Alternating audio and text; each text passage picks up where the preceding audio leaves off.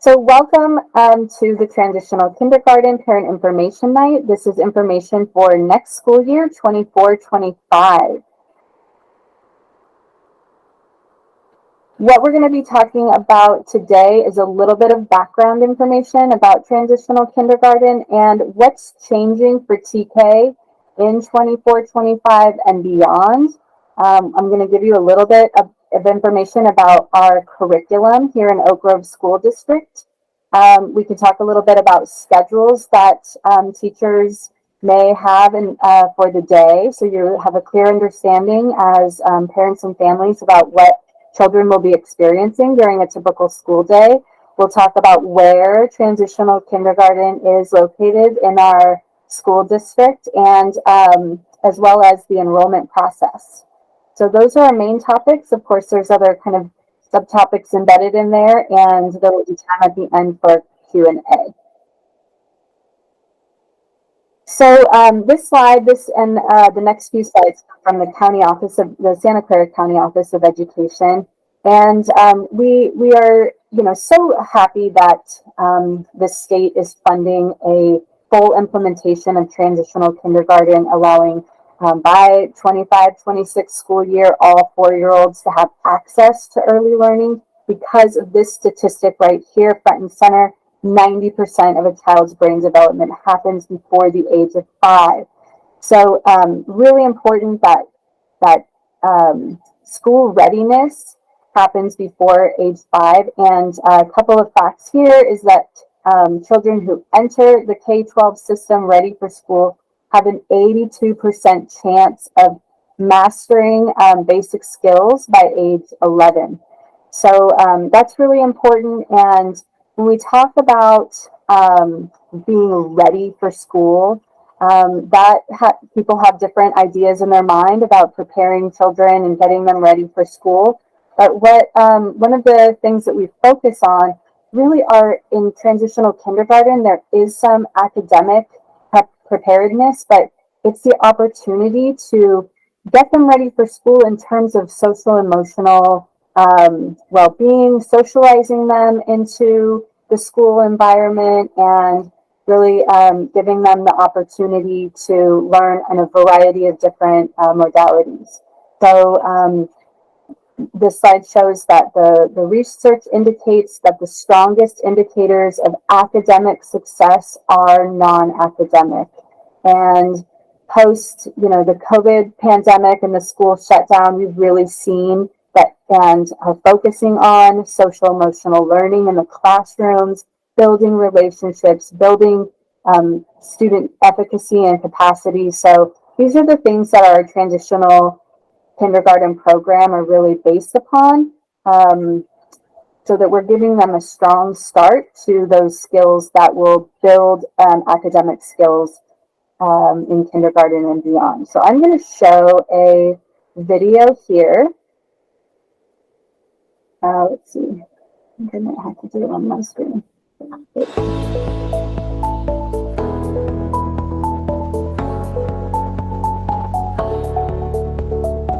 90% of a child's brain develops before age 5. That's why attending childcare, preschool, transitional kindergarten, and kindergarten helps to build the foundation for success in learning and life. Only 50% of Santa Clara County children enter kindergarten fully ready for school. Readiness isn't just about academics. It's also about knowing how to make friends, managing feelings, and working with adults and other children in a shared learning environment. It takes practice and supportive skilled teachers to help children be socially and emotionally ready for school. When children enroll and regularly attend childcare, preschool, and transitional kindergarten, they are more likely to be fully ready for school, stronger readers by the end of 3rd grade, attend college, and have increased lifetime earnings. Visit enrollsantaclara.org to enroll now in childcare, preschool, transitional kindergarten, and kindergarten programs in Santa Clara County. Okay, so just a little plug there for Santa Clara County's program. you're here, you know where to enroll. You can go there for some broader information about what's available in the county, but that you don't have to go to enroll Santa Clara in order to enroll in Oak Grove School District. So just wanted to mention that, even though the video mentioned it. Okay, here we go. Okay, so you may have heard TK also being called Universal Pre-K, and just wanted to clarify the difference. So the Universal Pre-K is actually the state initiative for um, providing early learning for all 4-year-olds, and it comes in a mixed delivery system. So transitional kindergarten is one of those delivery systems. It's for all 4-year-olds by the 25-26 school year, as I said, but there's also other options that are offered by the state. So the state preschool, it's called CSPP. There's always been a state preschool program. I don't want to say always, but there has been ongoing prior to transitional kindergarten. And it's for 3 and 4-year-olds who are income eligible. So that means there's a income cap there. It's 78, an annual household income of 78,135 per family of 3. And so they've increased the number of slots available across the state for state preschool programs. And then there's other state and federal programs that raise the cap on the number of slots serving students, such as Head Start. There's also vouchers for family home child care and other child care programs. So just so you know, if you hear universal pre-K, it's not necessarily synonymous with transitional kindergarten or TK. There's other aspects of that. In Oak Grove, we don't operate any state preschool programs, so we only operate transitional kindergarten. But there are other preschool programs. We'll get to that later within our district boundaries. So as you're thinking about transitional kindergarten, it's not the only option, and you want to be thinking about if it's right for your child. So this is the expansion roadmap. It shows you the expanded age eligibility. So really the expansion started in the 21-22 school year. That's when the age eligibility changed. And since 22-23, we've been expanding by 2 months. So we're currently in the 23-24 school year. Our TK students turn 5 between September 2nd and April 2nd of this year. So September 2nd of 2023 and April 2nd of 2024. So for next year, it's for students who are turning 5 between September 2nd, 2024 and June 2nd, 2025. And important to note that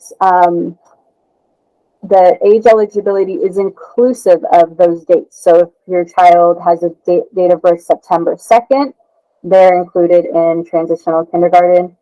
June 2nd, they're included in transitional kindergarten. June 3rd, not. So that's really important to note that difference. And these dates are set by the state, and they are hard and fast because there are actually now penalties for districts who open up the doors for students who fall with outside of the age eligibility guidelines, and the penalties are financial. So we stick to the state dates, and we don't have exceptions outside of that. So when we get to the enrollment slides, I'll talk a little bit more about that. By the 25-26 school year, students, if they turn 4 by September 1st, then they'll be eligible for transitional kindergarten. Our school district typically starts sometime in August, usually around mid-August. It's getting earlier and earlier, but that means that we, by that school year, technically could have and will probably have students enrolling in our school district who are still 3 years old. So we're preparing for that. We're preparing our classroom environments. We're preparing our teachers. We're preparing the program to respond to our students getting younger and younger, and for full implementation in just a couple of short years. So what does the classroom look like in terms of student numbers and staffing ratios? So we have one classroom for 24 students. There's a cap of 24 students per class. And then the ratio for adults to staff is 1 to 12. So the staffing is we have one credentialed teacher in the classroom and one classified instructional assistant in the classroom. The number, students, we can't go above 24 students. We may be below, and that's okay. We'll still have a teacher and instructional assistant. There's asterisks next to those numbers because at one point the ratio has been said to drop to a 1 to 10 ratio, meaning that we wouldn't have more than we would have one adult for every 10 students, so we'd have 20 students in the classroom. If we went above that, then it would be 3 adults in the classroom. And that has been for the last 3 years pending state funding, and it has not manifested. So we're still at this 1 to 12 ratio, but I just leave that asterisk there on the slide because I want you to know that at some point it may change. This date at the top is the 23-24. That's when it started that we would possibly have 10 to 1, and we're not there yet. So moving on to talk a little bit about curriculum, the California Preschool Learning Foundations is really the framework and the foundations for what we are looking at for our instructional program for transitional kindergarten. So the frameworks are the state of California's guidance for what early learning should look like in our schools. And it covers social emotional development, language, and early literacy.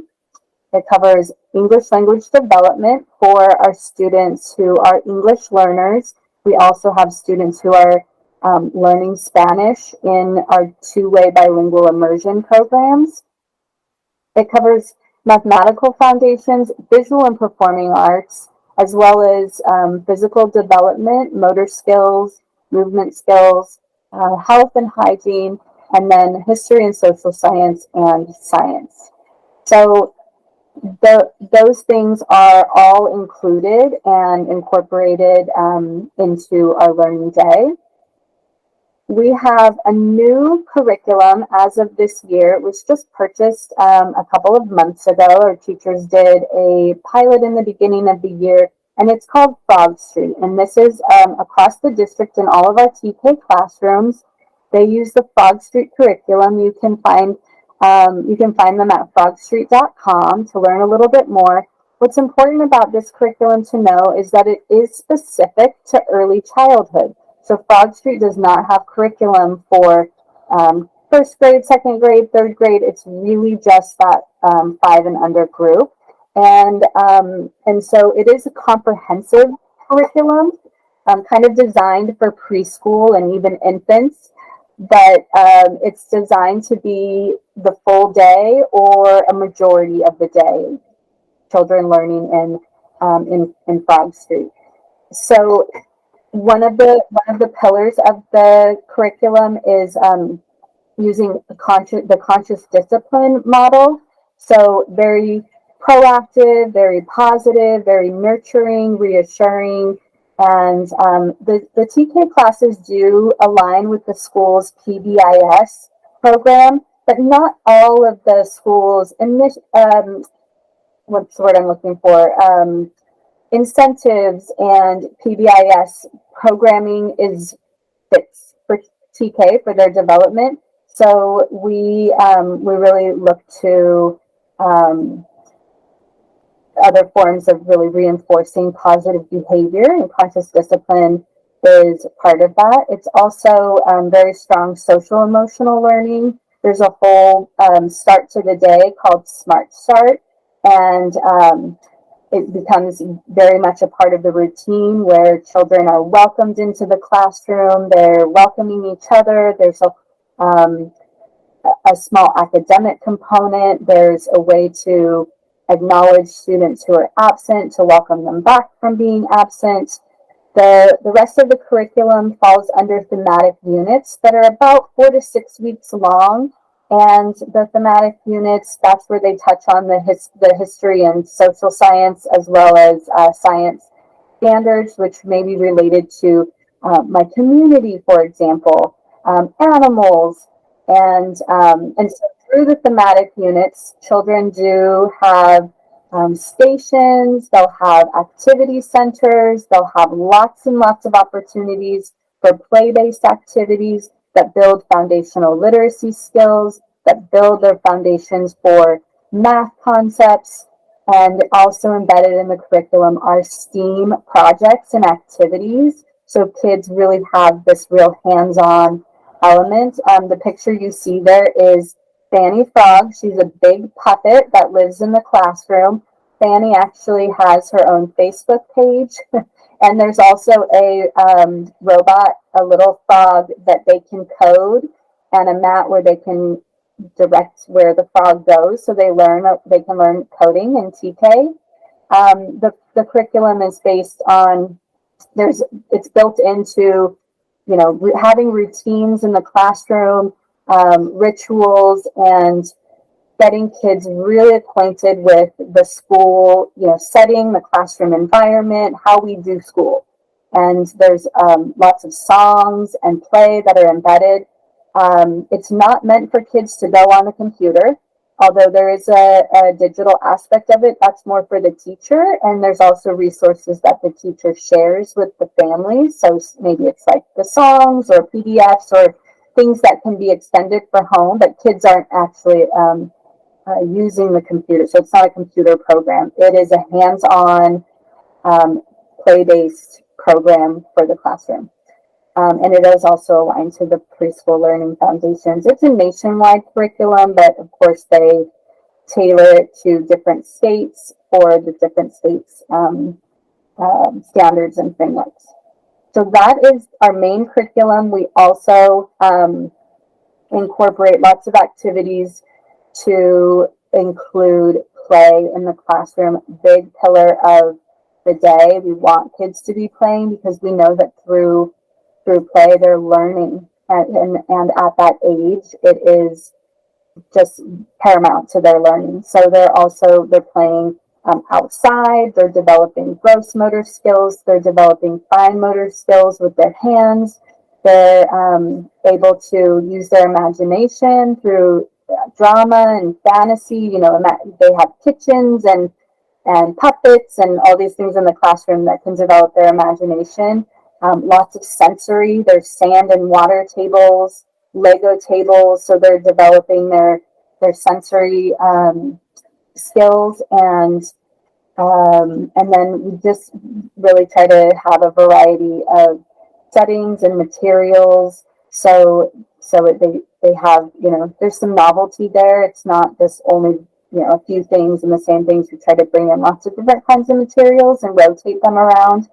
Really trying to focus their play on both social play, where they're sharing and playing with each other, but also independent play is appropriate and important at that time, for 4-year-olds as well.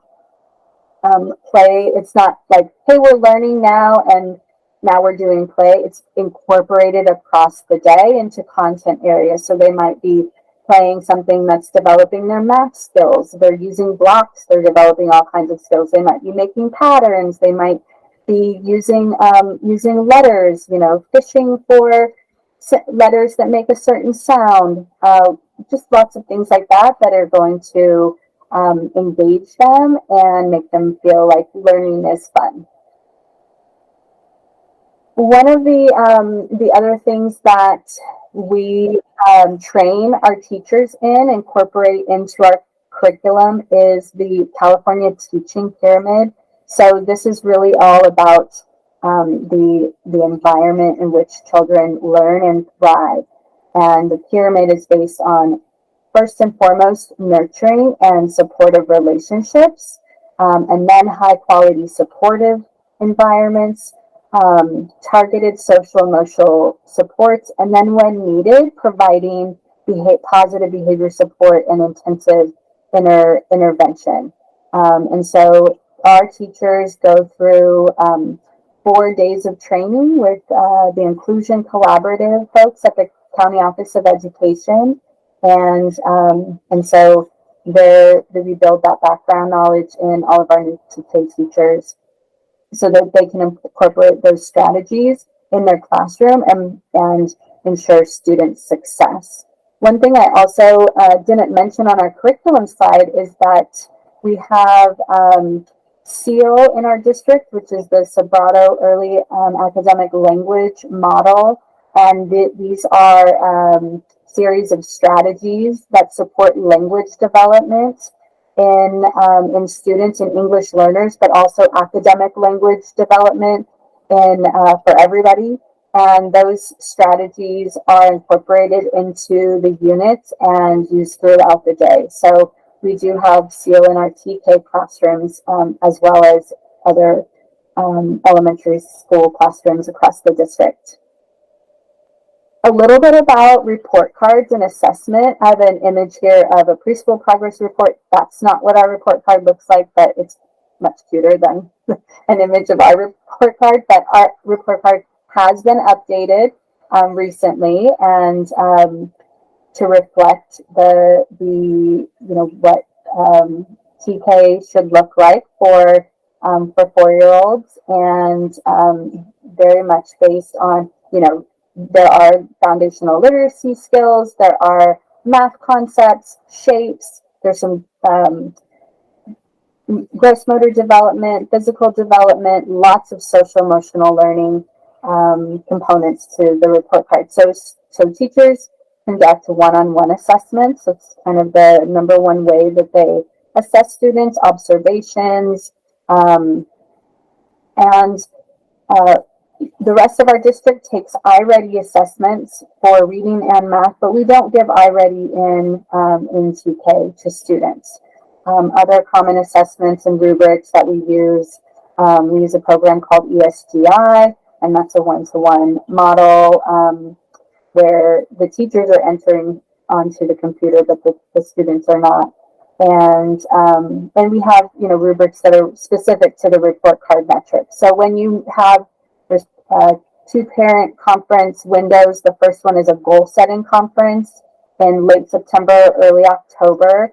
And at that time, the teachers will introduce you to the report cards. You can kind of have the end in mind of what TK looks like and what your child is being assessed on.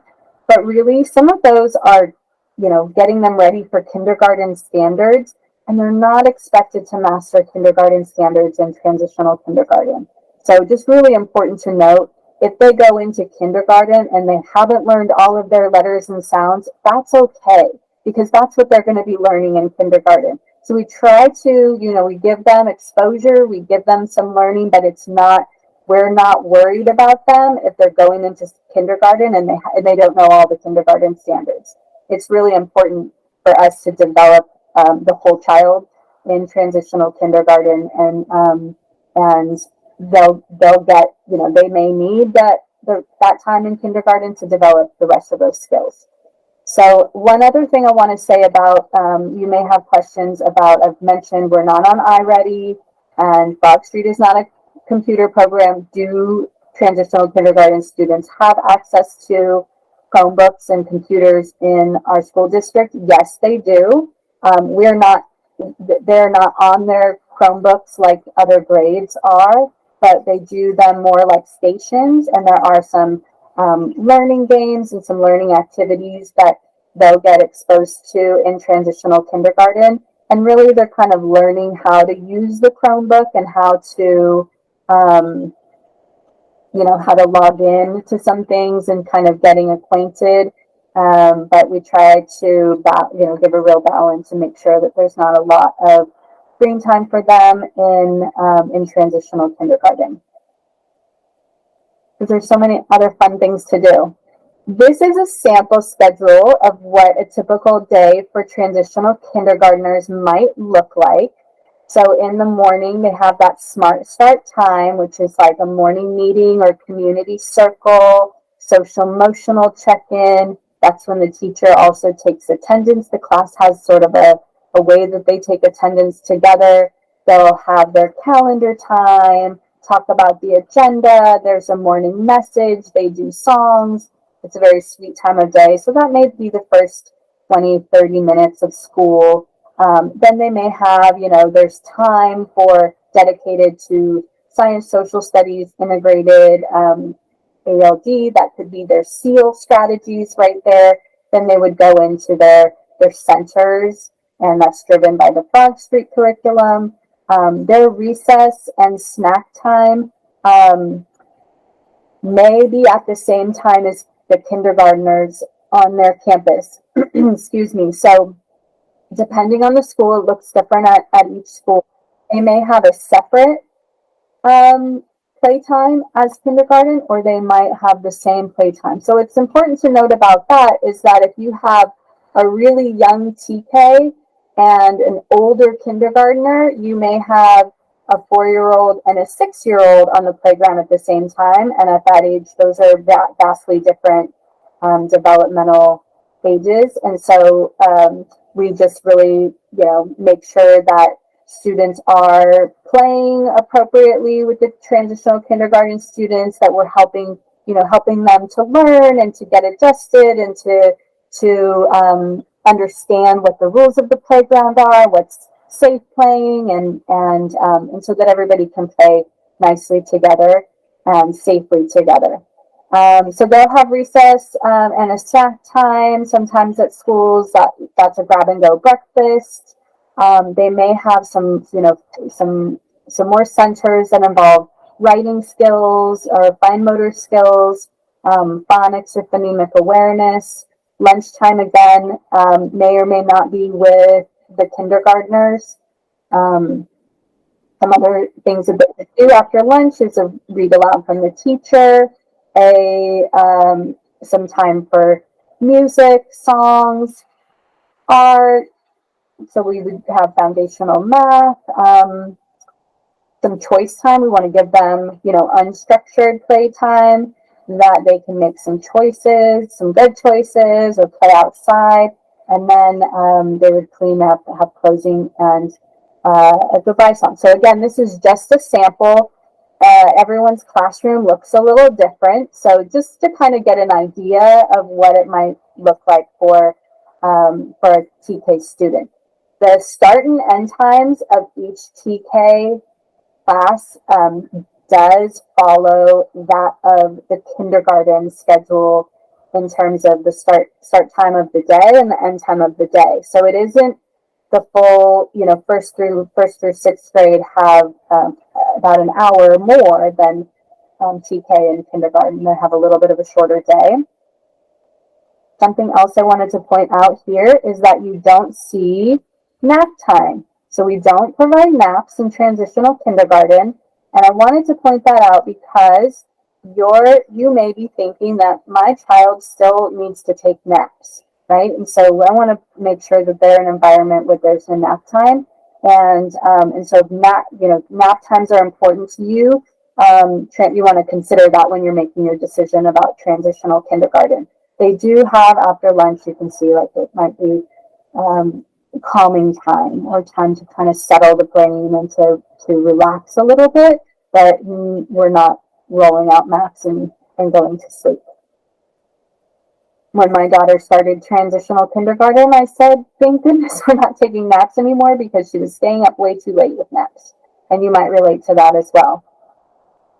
We are offering transitional kindergarten at all of our sites, and 3 of our program options. So transitional kindergarten at Christopher, for example, is for the 2-way bilingual immersion program. at Del Roble is the two-way bilingual immersion program, and STEAM at Stipe is also a program option. Edenvale has a bilingual program, but we don't have transitional kindergarten for the bilingual program at Edenvale at this time. It's for the structured English immersion only. And the other program, special program we're not offering TK is at Indigo. So we do have TK on site at Frost, but not for that special program. So like I said, it will be at all of your home schools. We'll have transitional kindergarten available. And as we expand, some schools will have, one class next year. Some schools will have more than one class. So if you're interested in one of the program options, such as two-way bilingual or STEAM at Stipe, that intra-district transfer request or program option request is open now, and it closes March 8th. Or if you're interested in going to another school that's not your home school, the same intra-district transfer request, and you want to do that before March 8th. Enrollment is a separate process. So if you're doing an intra-district or a program option, you got to fill out that paperwork and submit it before March 8th. But March 1st starts the enrollment window for everything, including transitional kindergarten. So even if you've applied for, let's say you're applying for two-way bilingual at Christopher, but that's not your home school, you need to enroll using your home school. And then once your child is admitted into the program, then they make that connection on the back end and change you over to the school program option. But for everybody, just so you know, enrollment starts March 1st, and you will be enrolling in your home school. So you can apply online, and you can start the process on March 1st, although it's tough to have all of your paperwork and everything done by then. You don't have to have it done on March 1st. Of course, we do appreciate people to apply or enroll in the spring, and as soon as you possibly can, because it gives us a better idea of who's coming. Without having, TK being an entry grade level, we don't know how many students are coming. So it just helps us to be prepared in August in terms of staffing, knowing, that most everybody has enrolled in school. Also, once a homeschool is filled up, it's not like other grades where we'll create combos or, open a class or close it. We're not reorganizing for TK. We're not creating combos for TK. So if your child's homeschool is full by the time you enroll, your child will be overflowed to another school that our staff here in Ed Services will work with you on placing your child in another school. So that typically doesn't happen except for maybe if people are enrolling very close to the start of the school year in August. If you're enrolling, you're more, maybe more likely to have to overflow to another school. We only have a few students on overflow in our school district at this time, but it does happen. So I wanted to just prepare you for that in case that is the case at your homeschool. Another question that comes up a lot about enrollment is if children are outside of the age eligibility window, can they enroll, can they still enroll in TK or can they enroll in kindergarten? So across the board, students do need to be enrolled according to their age eligibility, and that is a state guideline. If they went to let's say they went to TK in a private school, and so they're ready for kindergarten, but their age doesn't allow them to go into kindergarten, they still have to enroll in TK. So we don't have, a pre-assessment that we can do to place kids outside of the grade that they're eligible for. But if they've already been in a grade in another, another a private school, another school system, another country, we still enroll them in the grade that they're eligible for. And then sometimes we do assess during the school year and have what's called an SST to place them outside of, to place them in the grade that um, it's determined would be more appropriate for them. But that's rare. So just so you know, if they should enter kindergarten because of their age eligibility. They're turning 5 by September 1st of this year. They will enroll in kindergarten. And if they're turning 5 after June 2nd of next year of 2025, they will have to they'll have to wait until the following year to enroll in kindergarten. So I know it seems like kind of crazy that there's only 2 months of a window that children are not eligible for entering transitional kindergarten, but that is this year is that weird year where there's 2 months of exclusion for kids in transitional kindergarten, and so that's going to be next year, and then after that we won't have that issue because all children will turning 4 by September 1st will be eligible for transitional kindergarten. Also to note, we don't have a wait list for students. So students who are age eligible will be enrolled no matter what. We're not going to say, oh, we're full, you have to go on a wait list. That doesn't happen in our school district. So